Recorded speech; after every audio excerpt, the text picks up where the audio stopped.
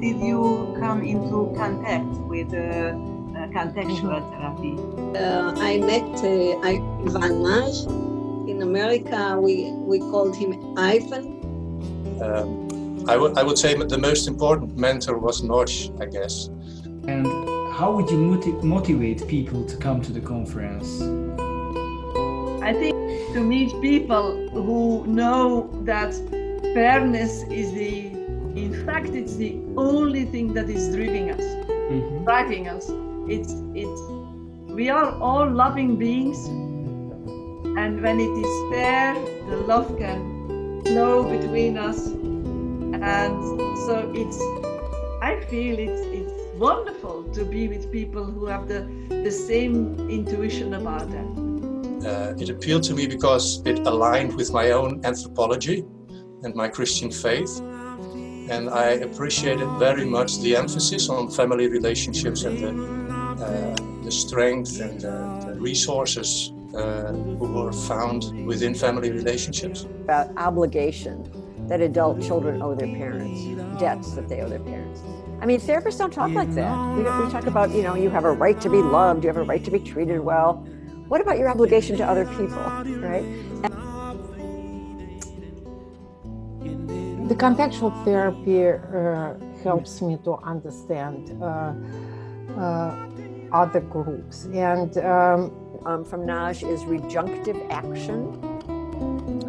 So Naj was really one of the few family therapists who promoted not only seeing your parents in different ways and healing old wounds, but also addressing the actual relationship with the family of origin now in adulthood, which I think is really, really important. And he was my thesis advisor, he was my supervisor, he was a dear person. But we all have a belief system, and this belief system, it needs to be congruent with who we are and what we do. Group experience horrible genocide or collective trauma. It's next generations feel that ethical responsibility that they need maybe to carry that memory and to protect their own group. And often it leads to more violence and suffering.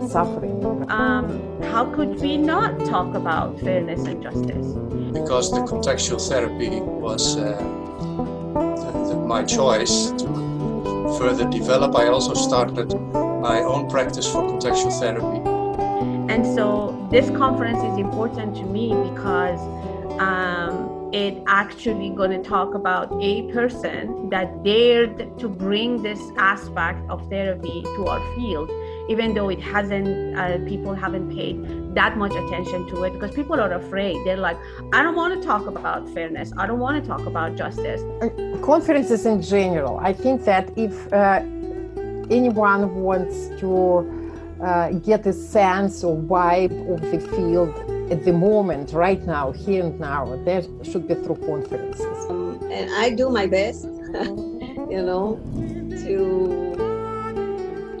introduce this beautiful approach to therapists. And everywhere I go and teach it, it's like very popular, it's very catchy. I mean, people want to know more. Include contextual in this the idea of trustworthiness and fairness in what I do. How am I human for the others, but also how do I give others the possibility to be helpful for me? But I think what Naj pointed out is that we can look for and cultivate the positive resources in families. What we know from neuroscience is that the brain is biased toward the negative, right? So the amygdala is always looking for the problems. So looking for the positive is really retraining our brain in a very profound way. So I really love that idea. So, it creates that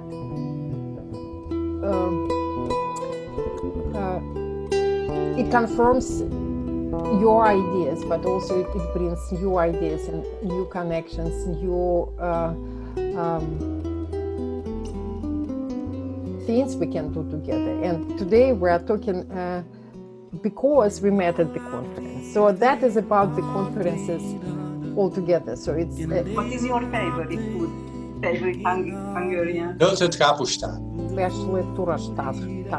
Yes, I've been in Hungary about 25 times or so. Israel, no problem. It's really easy to get to Budapest. What we know about Hungarian people is that they're very nice, very polite, and very funny. They like humor-wise is like wow.